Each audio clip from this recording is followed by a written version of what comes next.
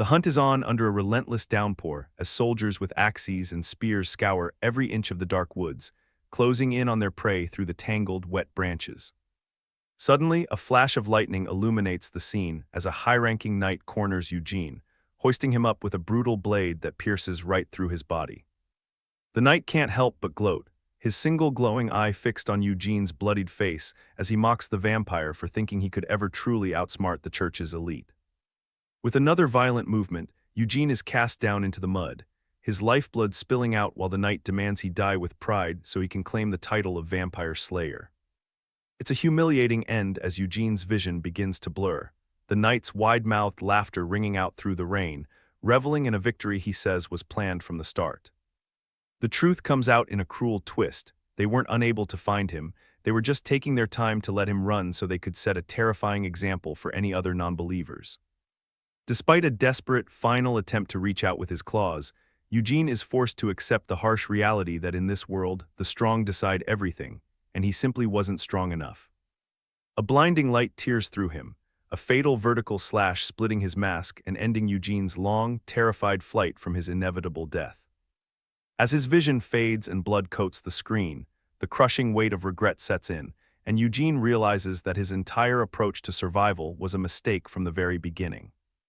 Even as his hand falls limp and the knight continues to spout his religious judgment, Eugene's last conscious thought is a desperate plea for one more chance to fix his life. At that moment, he bolts upright in a dim, quiet tent, gasping for air and clutching his chest as if he's just escaped a nightmare he was never supposed to wake up from. He frantically checks his neck and his bandaged arms and legs, absolutely stunned to find that the lethal wounds from the battlefield have completely disappeared.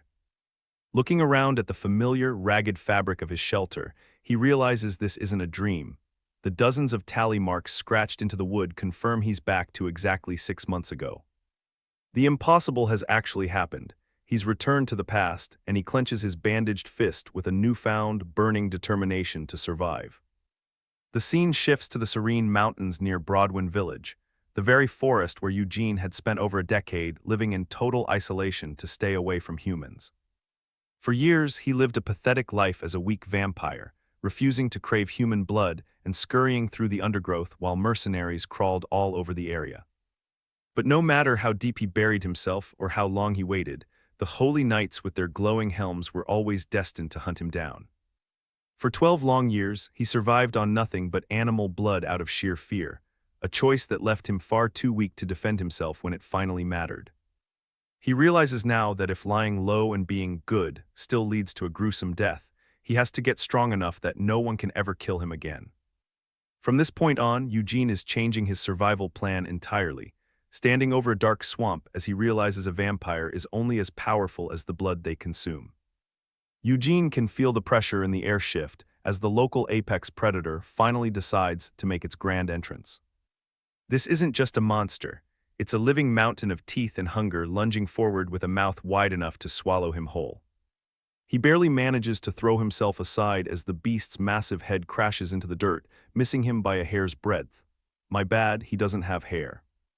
The roamer doesn't let up, its 4 eyes glowing with malice as it fires concentrated beams of energy that tear up the ground around him. Eugene knows his current body is a total wreck, but he's already eyeing the creature's blood as his only way to power up. Deciding that hiding is no longer an option, he takes a massive leap, aiming a desperate strike at the monster's armored hide. His heart sinks when his sword simply shatters against the creature's skin, leaving him completely defenseless in midair. With one casual swipe, the beast bats him away like a bothersome fly, sending him tumbling through the mud and brush. Coughing up blood, Eugene realizes he seriously underestimated just how much raw power a roamer of this level possesses. He doesn't even have time to recover before those massive, dripping jaws loom over him for the final blow. These aren't your typical dungeon monsters. Roamers are ancient beasts that carry mana stones more precious than any gem. He watches the creature stomp through the swamp, knowing that if he can just get his hands on its core, he might stand a chance. Death is staring him right in the face as the monster's teeth close in, smelling of rot and impending doom. A massive shockwave erupts as the beast pins him down, the sheer force of its presence crushing the very ground beneath them. As he's dragged into the dark, wet gullet of the predator, Eugene realizes this is his one and only chance to turn the tide. He spent his entire life crawling in the shadows and holding his breath just to see another day, but that won't save him now. He's shoved deep into the beast's throat, struggling against the suffocating pressure of being swallowed alive by the forest's ruler. From inside the monster's mouth, Eugene finally snaps, his body erupting with glowing runes as he decides to fight back with everything he has. The frail old man vanishes, replaced by a surge of muscle and long hair as he begins to tear the beast apart from the inside. He reaches through the gore and heat, his hand closing around the pulsating red mana stone that serves as the monster's heart. There is no mercy in survival. Eugene shatters the core, letting the explosion of blood and energy wash over his new form. A massive explosion happens under the night sky, signaling the violent end of the forest's former king.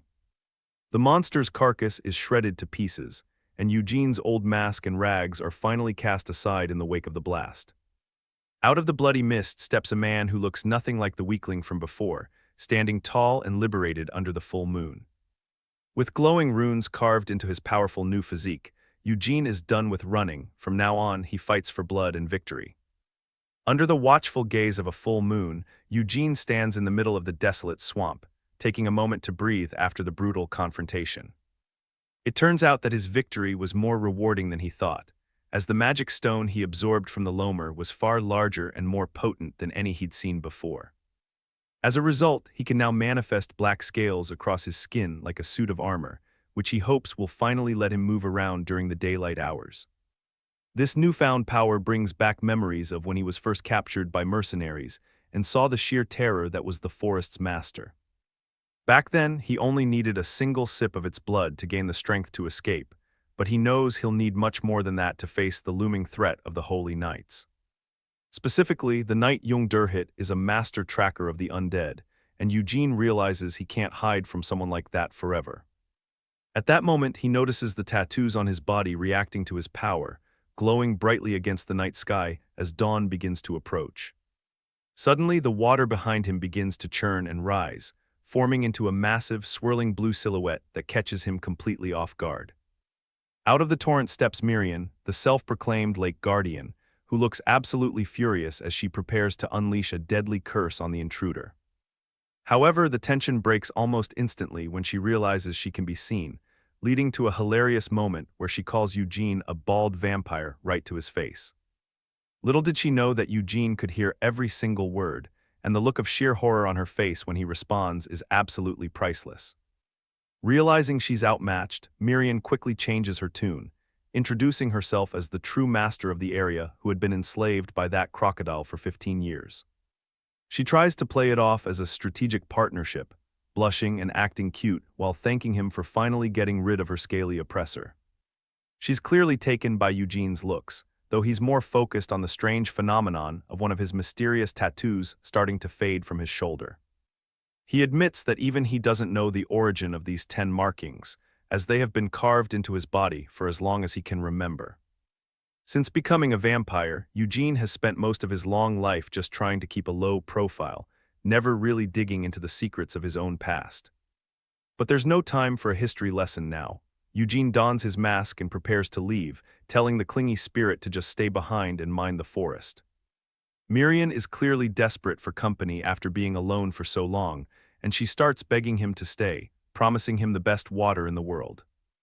To prove it, she literally starts vomiting a geyser of purified water right in front of him, and the look of pure disgust on Eugene's face is legendary. Despite her insistence that the water tastes amazing and will improve his complexion, Eugene just tells her to get lost and walks away into the trees. The scene shifts a few days later to Broadwind Village, where the locals are currently in a state of absolute panic because a certain monster has arrived. It turns out the red-eyed monster didn't come to eat them, but rather to drop off a massive pile of hunted boars, deer, and ducks for the town. The village chief and the young men are confused because this usually only appears during a full moon and were a very little amount, yet here is the mysterious hunter showing up early. Even though he looks like a terrifying phantom in his hood and mask, Eugene has actually been providing for this village for over 10 years without ever hurting anyone. For the first time ever, the mysterious man speaks up and asks for permission to enter the village, catching everyone completely off guard. Since he's basically been paying their meat taxes for a decade, the villagers find it hard to say no, even if they are still a little rattled by his red eyes. Eugene explains that he's been living in the mountains because of a long-term illness, but now that he's cured, he wants to be more helpful to his neighbors. As he pulls back his hood and reveals his face, the gasps from the crowd are almost deafening. It turns out that under the mask, Eugene is an incredibly handsome man, and he flashes a sparkly smile that makes the entire atmosphere change. The reaction is instantaneous. The villagers are literally screaming and swooning over the fact that their resident monster is actually a total babe. Meanwhile, Eugene stands in a halo of light, looking like a noble as the locals start whispering that he must be a secret half-elf or highborn lord. Miriam is hovering nearby, totally unimpressed, and asks why he's working so hard to catch all this game for people he's planning to leave behind soon. Eugene explains that in human society, showing goodwill is a strategic move, even if Miriam thinks a vampire should be more focused on blood and death. He knows that something terrible is about to happen, and he can't just sit back and watch these people get slaughtered. He's foreseen a raid by mercenaries who plan to kidnap a local boy for Lord Tywin and kill every single witness in the village. Miriam still can't quite figure out what Eugene is thinking, but she decides to tag along to see if his grim prediction actually comes true. As they walk through the woods, Eugene notes that he needs the villagers' trust so he won't look suspicious when the real trouble starts. Suddenly he stops dead in his tracks, causing Miriam to fly right into his back with a comical ack, as she complains about his sudden halt. It turns out his instincts were dead on, as a group of heavily armed mercenaries is already marching through the forest toward the village. The mercenaries spot him and immediately start mocking him, thinking he's just a pretty-faced villager who won't be able to put up any kind of fight. One of them decides to shut him up permanently, charging forward with a massive axe raised high for a killing blow. Miriam screams out his name in fear, but Eugene remains completely calm as the blade swings down toward his head. In the blink of an eye, Eugene's red eye flares with power as he lunges forward, slashing his claws through the mercenary's neck in a spray of blood. As the other mercenaries watch in stunned silence, Miriam is left reeling from the sudden violence, falling back as blood spatters everywhere. Eugene doesn't miss a beat, revealing his lethal black claws and a cold smile as he prepares to wipe out every single mercenary in the forest. As the fight begins, the forest echoes with the panicked screams of mercenaries as they realize they've stumbled upon a vampire. But their terror quickly turns into greedy ambition when they think about the reward the church would pay for such a prize. One soldier swings a heavy blade with all his strength, but Eugene effortlessly catches the cold steel with his bare hand, his glowing red eyes pinning the man in place.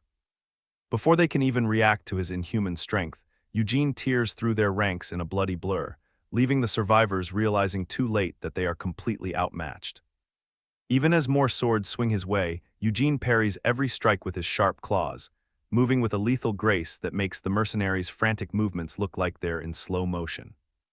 Blood sprays across the trees as Eugene counters a desperate lunge, but a mace-wielding brute ignores the carnage and charges right into the fray with a roar. The man brings down his heavy spiked mace, expecting a crushing blow, but Eugene blocks the massive impact with just his forearm without budging a single inch. The mercenary struggles with all his might to push back, but it's no use against Eugene's raw power, especially now that the setting sun has given the vampire the ultimate home field advantage.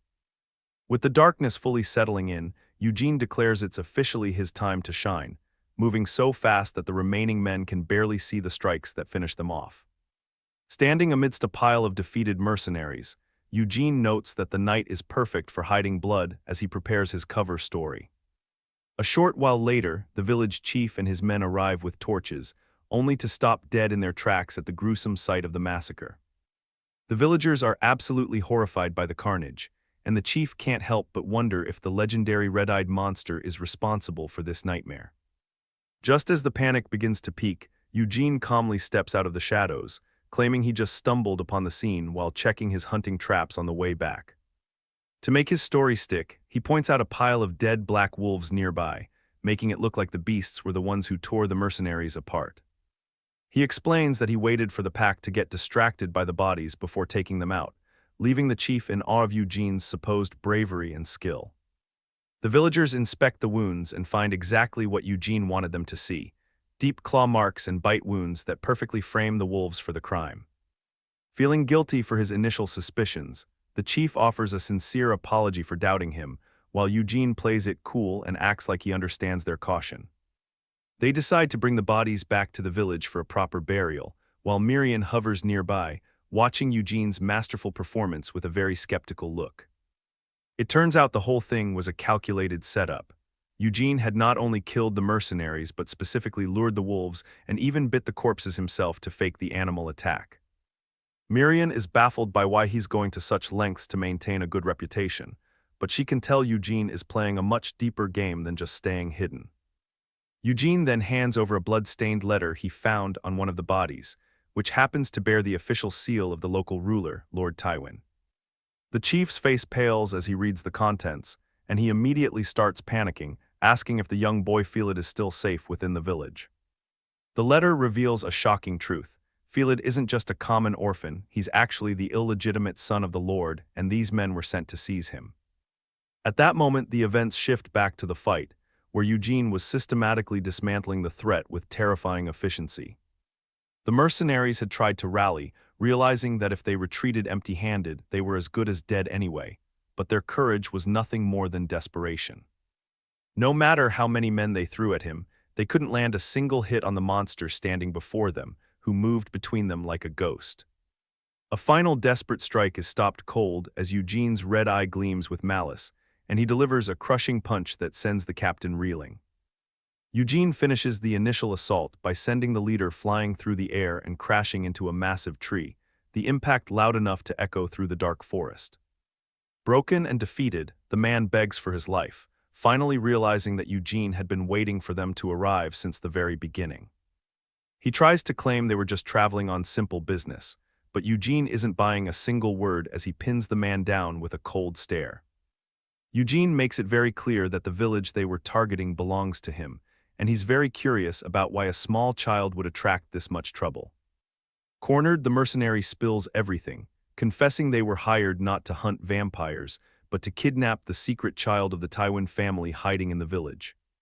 Eugene scoffs at the lie, knowing that a group this large wasn't just there for a kidnapping. They were likely planning to wipe out the entire village to leave no witnesses. The truth is even darker. The legitimate heirs of House Tywin hired these thugs to eliminate Felid so he couldn't interfere with their inheritance. As the mercenary whimpers for mercy, Eugene realizes that an old enemy named Vertil Tywin is likely the one who orchestrated this whole mess. Eugene remembers Vertil all too well as the commander of the vampire hunting squad who tormented him in his past life.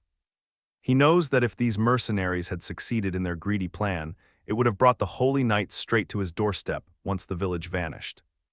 Feigning a moment of mercy, Eugene tells the mercenary to head back home, but warns him to be careful of the wolves on his way back. As the man starts to thank him for the chance to live, Eugene ends his life in an instant. He has no intention of letting anyone walk away who knows his true identity. He leaves the rest to the real wolves that have been drawn in by the scent of the struggle, ensuring that every trace of the mercenaries' presence is wiped out.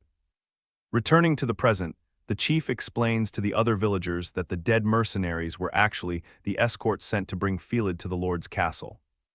The news sends the villagers into a tailspin as they realize the quiet boy they've known for years is actually a noble, and his protectors were slaughtered by beasts. Seizing the perfect opportunity, Eugene steps up and offers to take the boy to the city himself, claiming he can navigate the forest while avoiding the predators. Miriam can't help but think about how incredibly shameless Eugene is being, as he effortlessly manipulates the grateful villagers into doing exactly what he wants. The chief is absolutely stunned that Eugene is claiming to be a knight, staring at him in disbelief as the village gathers around. Miriam reacts with pure shock as Eugene prepares to drop his biggest lie yet to secure his new identity. Of course, bro's about to lie like my ex. With a smooth smile and a hand over his heart, he introduces himself as Jan Eugene of House Eugene, leaving Miriam wondering how anyone could possibly believe such a bold-faced lie. The whole village is in an uproar as they realize the monster they feared is actually a high-ranking noble. While Pelid stays busy filling his stomach with soup, Eugene realizes just how easy it is to manipulate people who have never seen a real noble. The questions start flying as the villagers swarm him, desperate to know why a knight would choose to hide in the woods for a decade. Eugene plays it cool, giving them just enough mystery to keep the legend growing while the village elder offers up a warm place to sleep. As the night takes over, Eugene stares out into the darkness from his window, finally finding a moment of silence in his new room. It turns out his survival isn't just about swordsmanship, as he activates a terrifying skin-enhancing ability that turns his hand into black armor.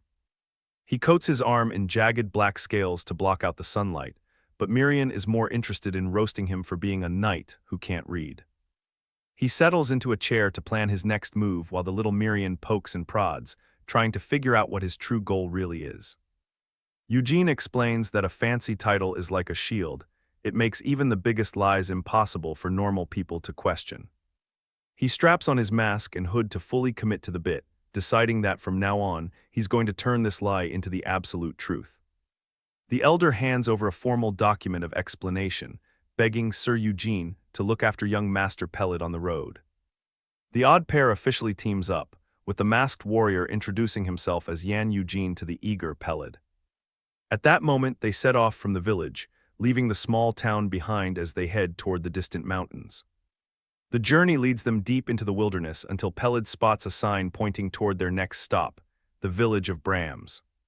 Surprisingly, Pellet mentions he can read the wooden sign thanks to his late mother, which is a total flex on the illiterate vampire. Miriam practically dies laughing and tells Eugene to ask the kid for help, leading to a very awkward request for some reading lessons. To explain his lack of education, Eugene spins a sob story about his family's ruin, making it sound like he never had time for books. Pellet's heart goes out to the struggling knight as they walk, completely buying into the tragic backstory while Eugene keeps moving. Little does he know, Eugene is a master of manipulation, and Miriam can't stop giggling at how thick the acting is getting. And by the way, no one can see Miriam except Eugene. The little fairy warns him not to overdo the lies, but looking at Pellet's sparkly, trusting eyes, it's clear the kid is already a total fan. Pellet even apologizes for his previous prejudice, admitting he only saw a monster until Eugene showed his noble side. He promises to teach Eugene everything he knows bit by bit so the knight won't be embarrassed when they meet other people. Suddenly, Eugene's red eyes flare as he senses an arrow whistling through the air at high speed toward the Pellet's head. He reaches out and snatches a heavy metal arrowhead right out of midair, stopping it inches away from Pellet's face. It turns out they've walked right into a bandit ambush on the steep mountain slope. The low-life criminals are already laughing, thinking they've got a pair of easy targets cornered with their heavy crossbows. They demand all their luggage and gold, but Eugene is already drawing his blade with a look that says this will be very quick. In a flash of red, Eugene tears through the first bandit, leaving nothing but a massive spray of blood in his wake. Pellet watches in horror as the knight turns into a whirlwind of absolute destruction, cleaving through the thieves. One bandit tries to charge with a pickaxe from behind, but Eugene is already waiting for him with a cold stare. He cleaves right through the charging man, the sound of tearing flesh echoing off the rocks as blood spatters everywhere. The sword moves with terrifying precision, ending lives before the bandits can even process how outmatched they are. One terrified survivor tries to back away as Eugene looms over him, his red eyes glowing through the dark mask. There is no mercy to be found as Eugene finishes the slaughter, leaving the entire hillside littered with the corpses of the fallen.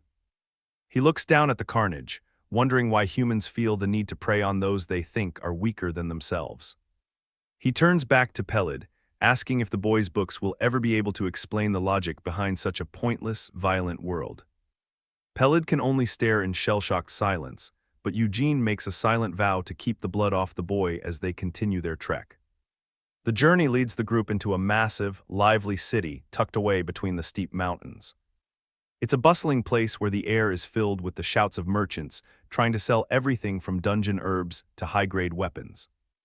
Miriam is clearly having the time of her life, fluttering around with hearts in her eyes while Eugene and Pellet navigate the packed streets.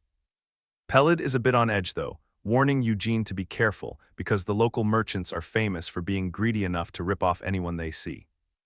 Eugene doesn't seem too bothered by the warning, figuring you can only really be careful if you actually have money to lose as they head toward a shop.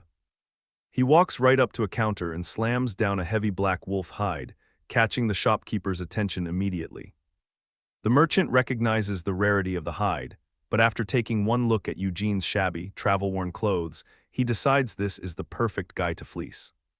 He puts on a fake sigh and claims the hide is too damaged to be worth much, trying to lowball Eugene with a measly offer of 18 silver coins. Little did he know, a single silent stare from Eugene's glowing red eyes is enough to make any greedy plan crumble into pure terror. The merchant starts breaking into a cold sweat, his voice trembling as he immediately backtracks and says he might be able to offer a little more. Eugene doesn't say a word, letting out a simple that sends the merchant into a total panic, causing him to hike the price up to 25, then 27 silver. One more intense glare from that red eye is all it takes to break the merchant completely, forcing him to cough up 30 silver coins.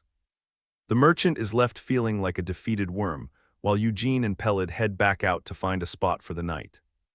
As the sun goes down, the group settles by a campfire where Eugene takes a moment to study some ancient script by the light of the flames.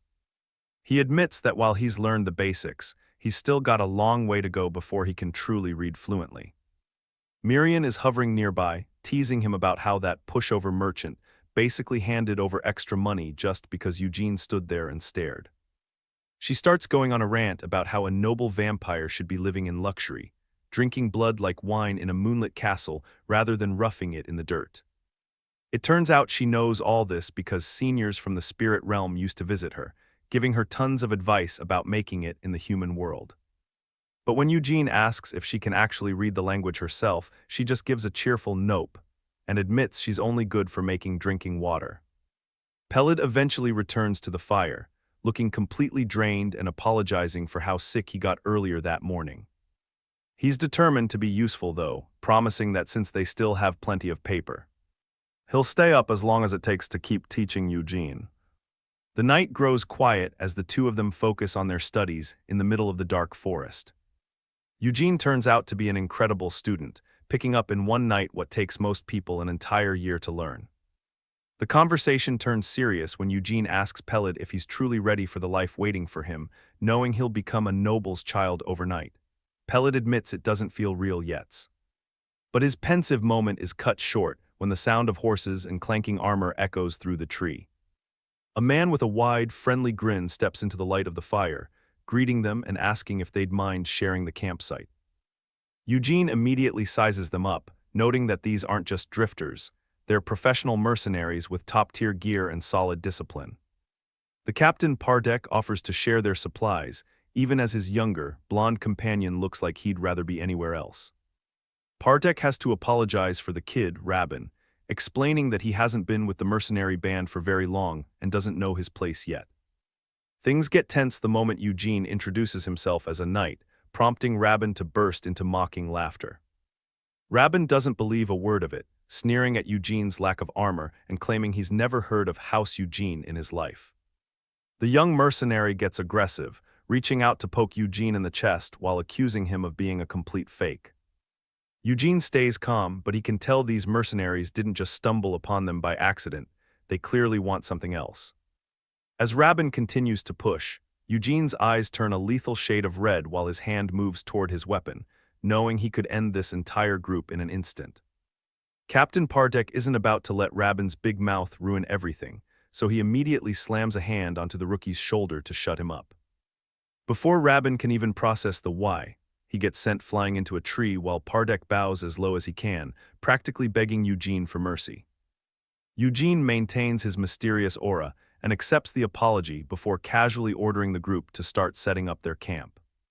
While the fire burns, Rabin remains down against a tree, with his soul literally leaving his body from the captain's disciplinary strike. It takes a while, but the rookie eventually stammers back into consciousness, looking completely dazed and confused about what just happened. Pardek doesn't waste a second before laying into him again, calling him a fool for recklessly picking a fight with someone as dangerous as a knight. As Rabin nurses the massive bump on his head, Pardek points out that the boy is blind to the obvious wealth and status Eugene is carrying. He notes that the robe Eugene is wearing is crafted from high-grade lycanthrope leather, worth more silver than Rabin would see in several months. Beyond the expensive gear, Pardek is even more concerned by the fact that the stranger can read and was ready to kill in an instant. The captain recalls how Eugene subtly slipped his hand under his robe and shifted his foot back, preparing for a lethal draw. That specific stance was a clear sign of a master swordsman who had already calculated the perfect path to take Rabin's life. Pardek shakes his head, telling the kid that if he hadn't stepped in when he did, Rabin's head would have been rolling on the forest floor. He goes on to explain that real knights are raised with swords in their hands from the moment they can walk, training purely to kill. They are warriors who march into lethal dungeons and build their reputations on the blood of their enemies, just to get noticed by nobility. Pardek warns that pretending to be a knight is a serious crime, meaning anyone bold enough to fake it must be incredibly confident in their skills. Out of all the men who swing swords, only a tiny fraction ever earn that title, especially someone who looks so young yet acts so composed. When Rabin asks if Eugene is actually stronger than the captain, Pardek admits it's likely, noting they're both heading toward the same castle anyway.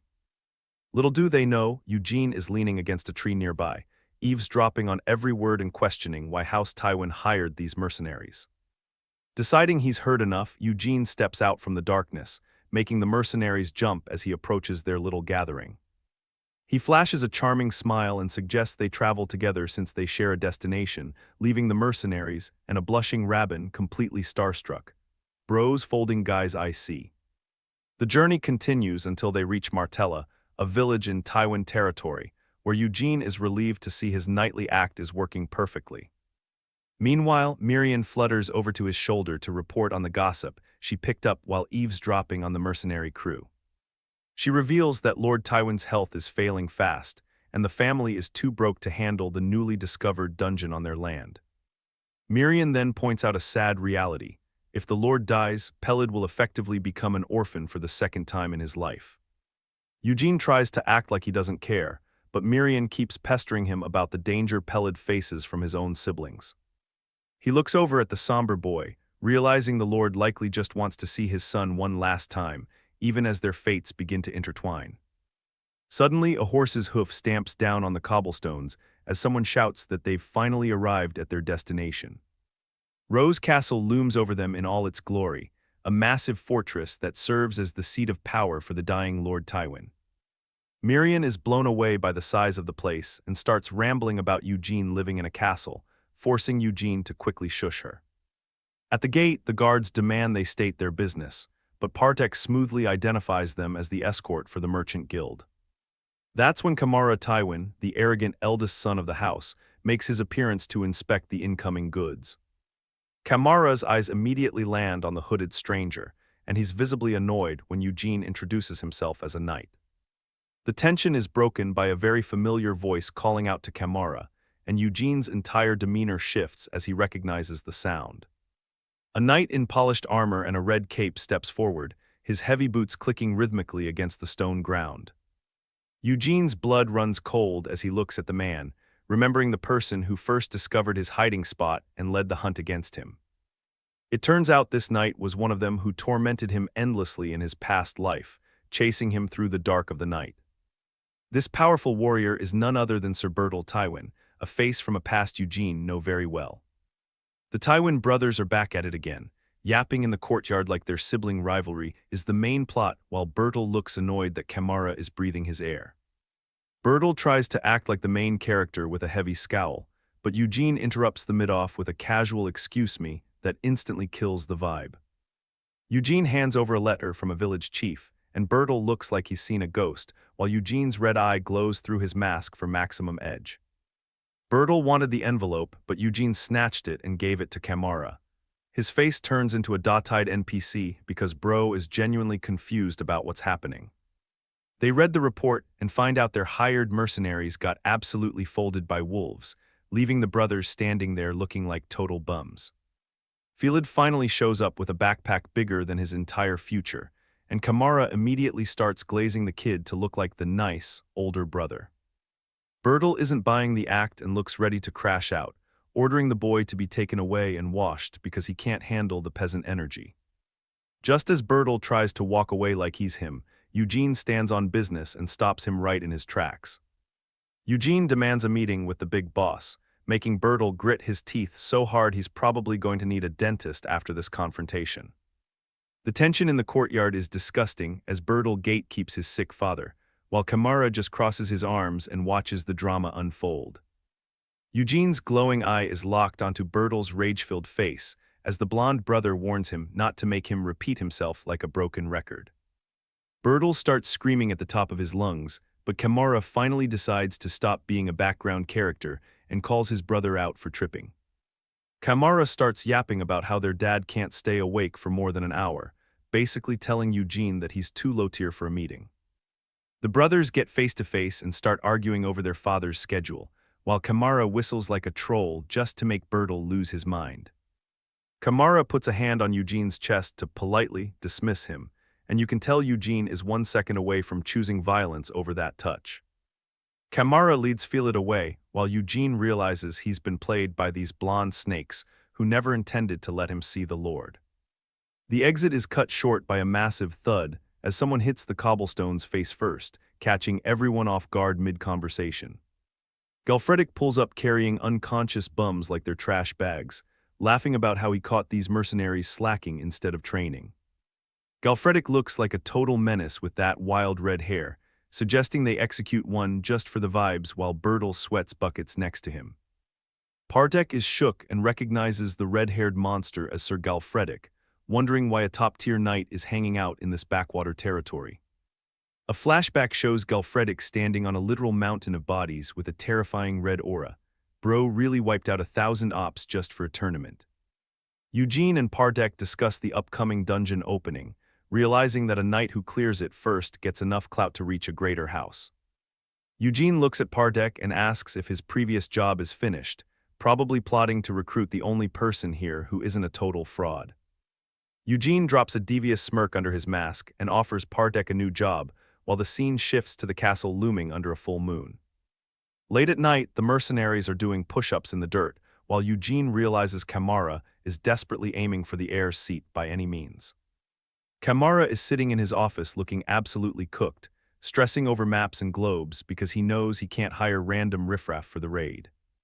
A guard knocks and tells Kamara that Eugene is asking for a meeting, and Kamara decides to let the masked wanderer back in for round 2. Eugene walks into the office with Max aura while Kamara starts glazing him, pretending to care about Felid's safety to set a friendly tone. They sit down across from each other, and Kamara gives a fake grateful smile for the letter earlier, trying to keep his head up in front of the help. Eugene shuts down the small talk immediately, telling Kamara that his business is only with the Lord and calling the son a third party to his face. Eugene drops the bombshell demand. He wants a spot in the dungeon raid party, and Kamara's brain looks like it's lagging in real time. Kamara starts laughing like a maniac at the suggestion, finding it hilarious that a guy who looks like a bandit wants to join the big leagues.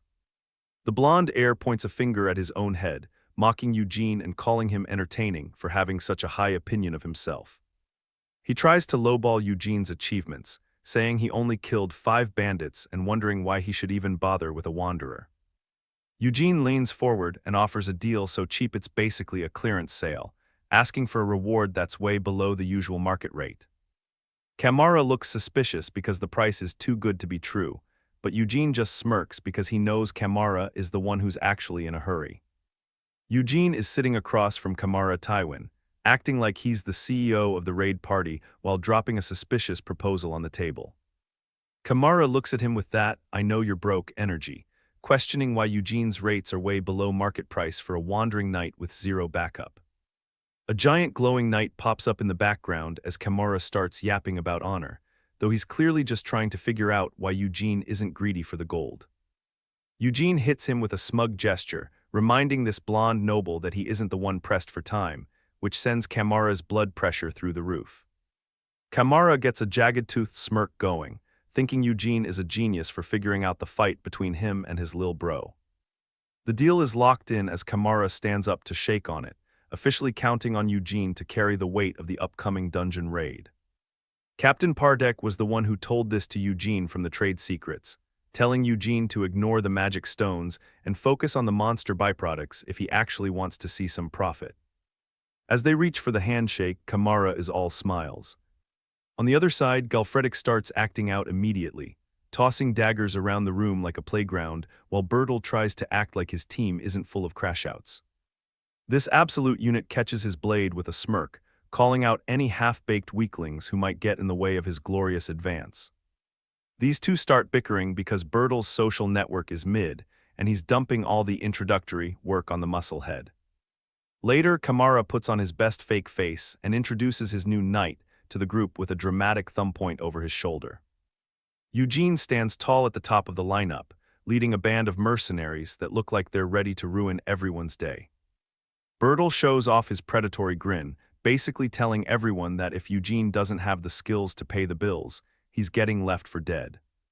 Even though Eugene's origins are a total mystery, Kamara vouches for his skill while everyone else in the room stares him down.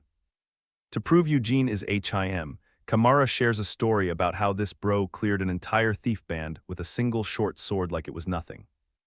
Galfredic decides to verify the hype by launching a dagger straight at Eugene's head while the man is just standing there. Eugene's red eye tracks the blade perfectly, and he parries it with a metallic clash that sends sparks flying everywhere.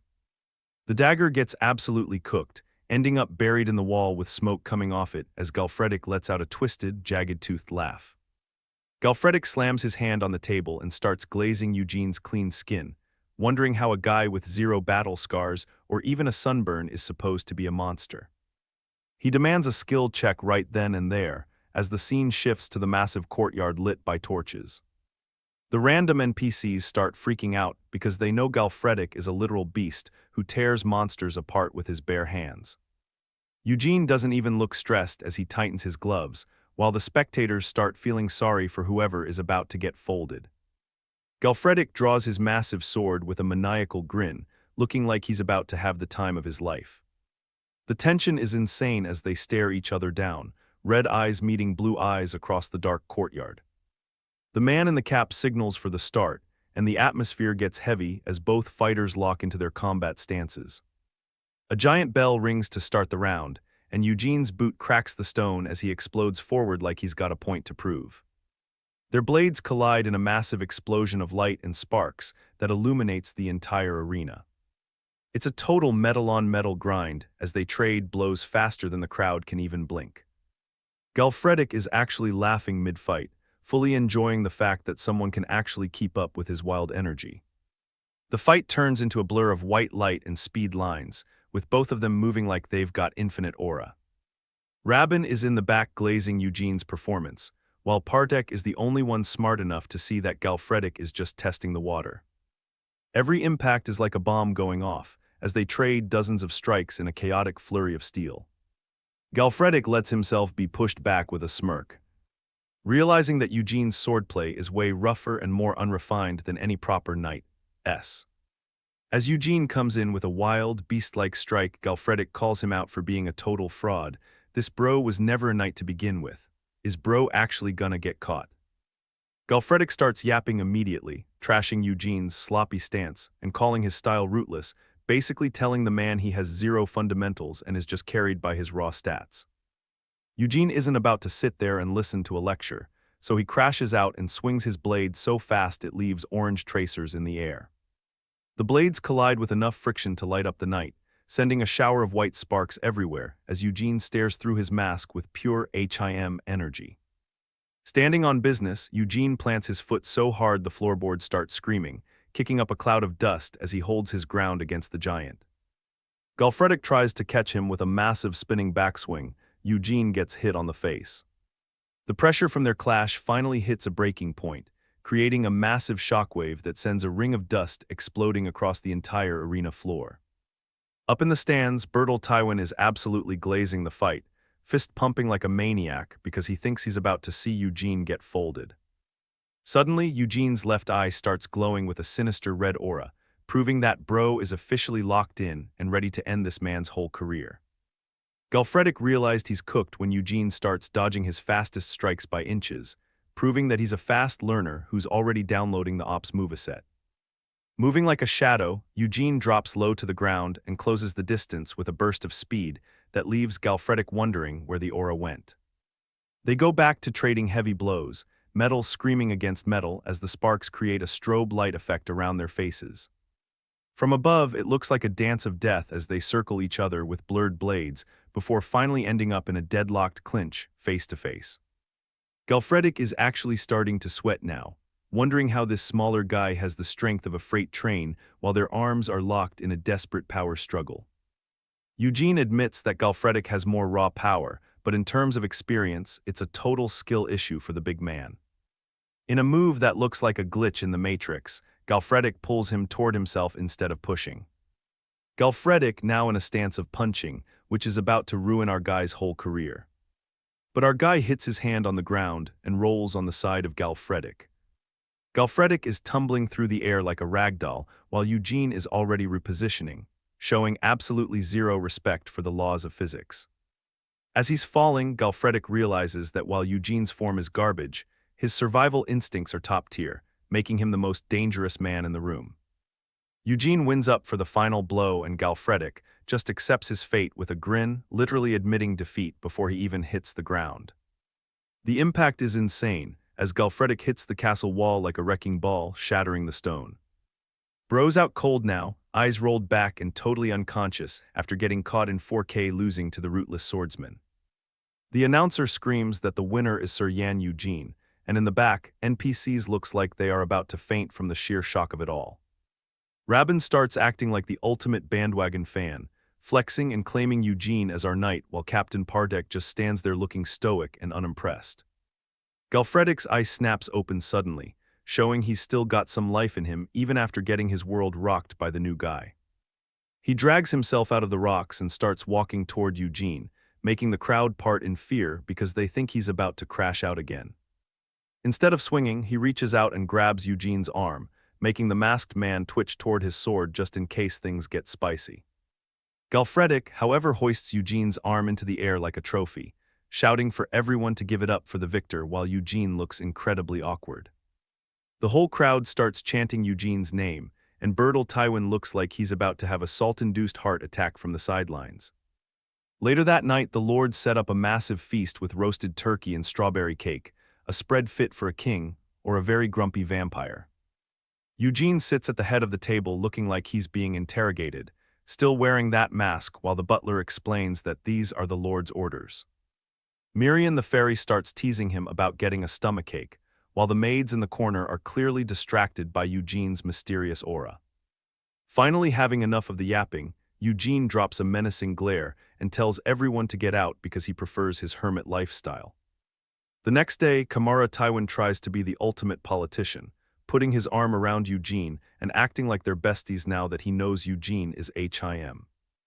Rabin comes running and screaming at the top of his lungs, acting like Eugene's personal hype man, which the masked knight actually finds kind of endearing. Galfredic shows up and shoves Kamara out of the way to hug Eugene, who immediately tells the big red-haired giant to stop clinging to him. Galfredic just laughs and points at his massive purple bruise like it's a medal of honor, asking Eugene for a rematch because he's a glutton for punishment. Eugene looks away, realizing his days of being a mountain hermit are over because now he's got a whole squad of glazers following him around. The crew starts walking together, arguing about who wants to catch hands next, while the aura in the hallway shifts as someone approaches. It turns out to be Pelid, who shows up with a warm smile and asks Eugene if he's been well, finally bringing some wholesome energy to this chaotic group. Flashback time, night falls over the castle while some nameless bot screams for his life like a total loser. Bertel is standing over a puddle of blood because some minion didn't do his job, and now he's paying the ultimate life tax. Bro is absolutely crashing out with those glowing blue eyes because his master plan is falling apart. He delivers a massive L to this guy's face, sending teeth flying everywhere because the minion's aura is basically zero. Bertel pulls out a knife and puts it right on the guy's eye, threatening to uninstall his vision for being useless. And this was our Pelid. After scaring the life out of his Pelid, he gets a good idea to handle the situation, which usually means someone else is getting cooked. Meanwhile, Pelid is just rotting on the floor like a complete NPC, while the moonlight hits his sad face. Coming back to present, Pelid was explaining all of this to Eugene. Peled just found out the mercenaries meant to kill. Peled ended up as wolf food because they were mid. Eugene looks him in the eye and tells him there's a way to actually survive this circus. Bro tells Peled he has to become his thrall, which is honestly a massive upgrade for someone this washed. He tells the kid to stop and come with him, struggle until the end because just laying down and dying is a major skill issue. The scene shifts to the massive dungeon gate, which looks expensive, but probably holds a bunch of high-tier ops. Galfredic is standing there with his massive red hair looking like HIM while they prep for the raid. The random porter soldiers are already planning to fake an injury because they're terrified of getting folded by a goblin. Bertle shows up and grabs a soldier by the neck, demanding to know where Peled is hiding. He starts hating on the illegitimate son because he's salty that the kid didn't die in the village yet. Peled is busy glazing Eugene with a bag of snacks while Bertle punches a random soldier in the background out of pure spite. Bertle marches up and tries to bully Peled again, telling him to get back to his assigned spot like a dog. Peled is sweating bullets because Bertle is screaming in his face like he's trying to win a Hater of the Year award. Out of nowhere, Eugene stands on business and grabs Bertle's wrist, stopping him in 4K. Yeah, he ain't letting him touch him. Touching is bad. Don't do it, boys. The stare-down is insane, and Eugene tells Bertle he's basically out of his mind if he thinks he can touch the kid. Bertle tries to slap the hand away, shouting about how rude it is to interfere with his family drama. Eugene doesn't care and reveals that Peled became his thrall yesterday, making him off-limits to the ops. Galfredic is just in the back enjoying the show, watching Bertle get his pride folded in front of the whole squad. Eugene leans in and tells him that laying a single finger on the boy is a direct challenge to his smoke. Bertle is absolutely trembling with rage, but he knows he's cooked if he tries to fight Eugene right now. The soldiers in the back are openly glazing Eugene's talent, while Bertle makes a gremlin face in the foreground. Kamara Tywin shows up laughing and puts a hand on Bertle's shoulder, making the situation even more embarrassing for him. The eldest brother actually sides with Eugene, telling Bertle that the kid is 16 and should choose his own path. Eugene's red eye is glowing with peak aura while Bertle bites his lip because he just took a massive L. A soldier reports that no monsters have escaped, so it's finally time to enter the dungeon and stop talking. Galfredic starts laughing and screams for the gate to open because he's ready to crash out on some monsters. He tells everyone to survive on their own because he's not here to carry any bots through the raid. The whole army charges into the dark abyss with Galfredic and Eugene leading the way like absolute legends. Kamara and Peled wave goodbye from the entrance as the massive stone door closes them in for the next 4 days. The squad enters a dark cave and immediately started cooking. It's absolute chaos as the green ops swarm the formation, while some random fodder cries for his mommy. Galfredic has seen enough and lets out a blue light slash that deletes everything in its path. A survivor is gasping for air, while Galfredic starts crashing out on the troops for being mid. Galfredic is standing on business, ordering the archers to cover the ceiling because these goblins are everywhere. Arrows start raining down to pin the pests, while the shield wall tries its best to not fold. This one young mercenary is a certified fraud, hiding in a corner wishing he never signed up for this raid.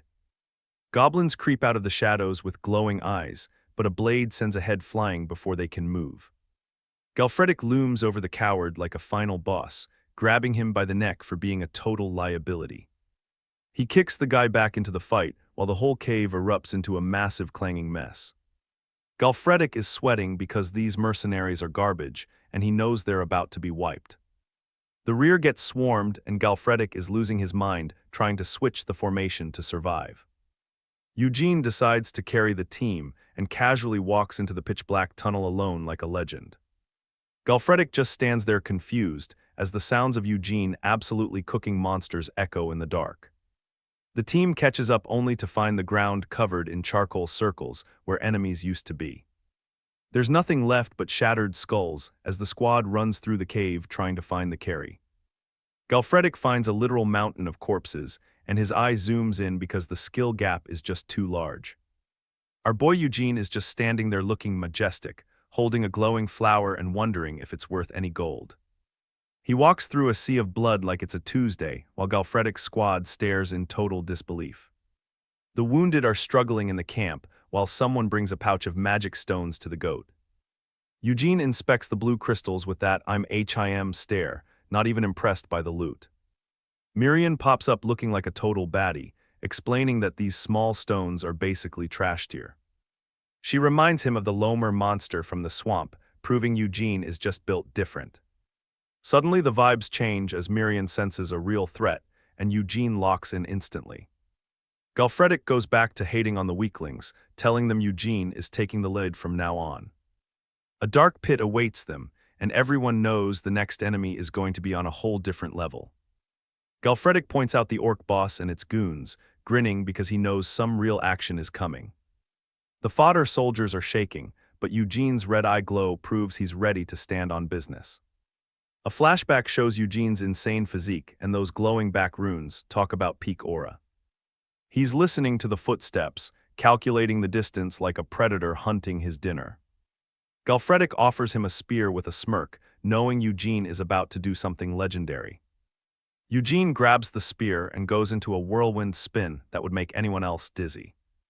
He launches the spear and it deletes the orc boss's brain in one shot, absolute skill issue for the orc. Eugene charges in like a blur of lethal hair and steel, leaving everyone behind like toddlers. He's diving into the horde and swinging like a madman, while Galfredic tells the others to actually do something.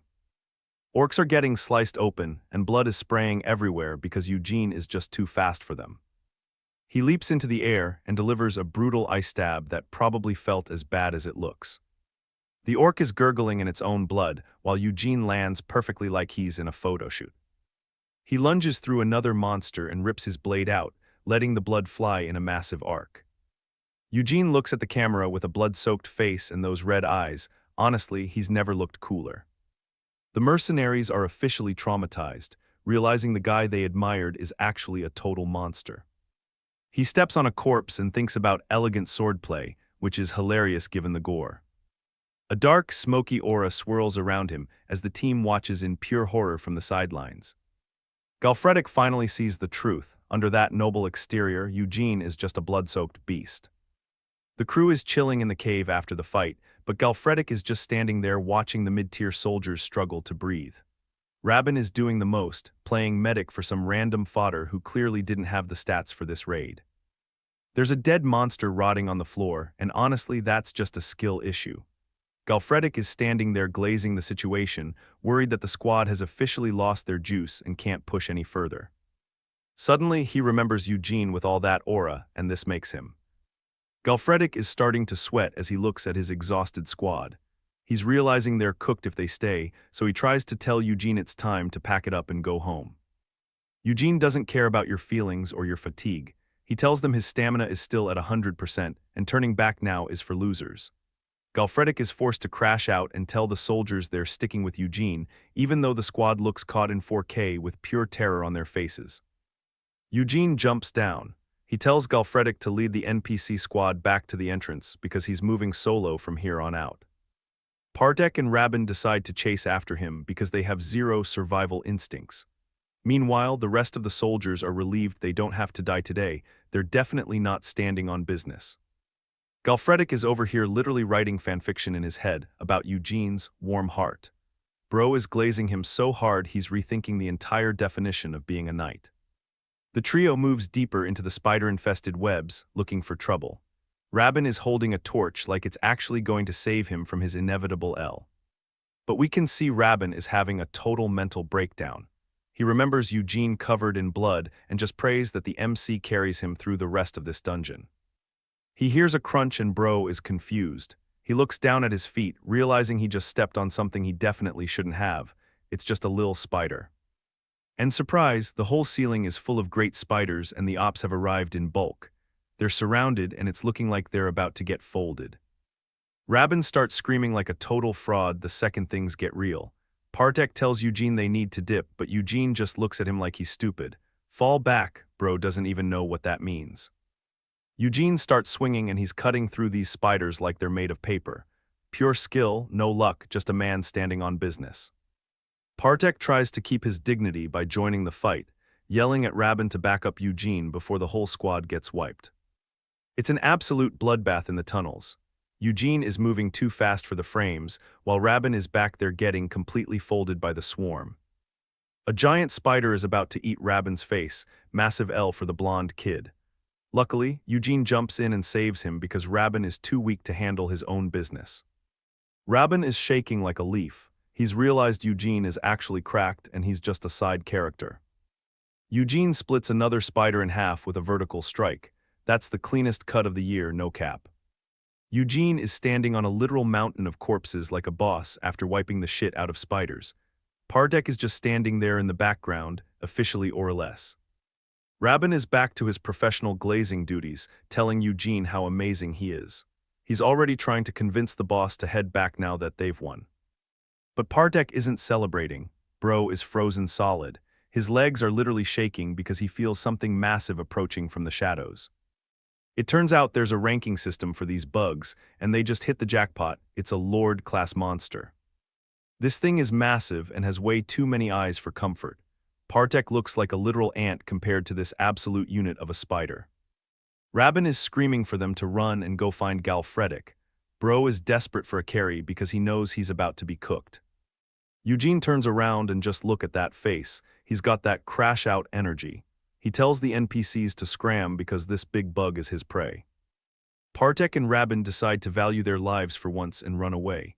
They can feel the massive gap in power and they know they're not built for this. Miriam pops out of nowhere, sitting on Eugene's shoulder. She's easily the baddest one in this cave, absolute 10-10, I'm simping, my bad. She casually explains that the soldier's instincts just surrendered to Eugene's level. Eugene asks if this thing is as strong as the Swamp Master. Miriam says it's actually stronger, but Eugene just sees a bigger magic stone and a fatter paycheck. Eugene stares down the boss with that I'm HIM energy. He basically tells the spider that the harder the treasure chest is to open, the more he's going to enjoy the loot inside.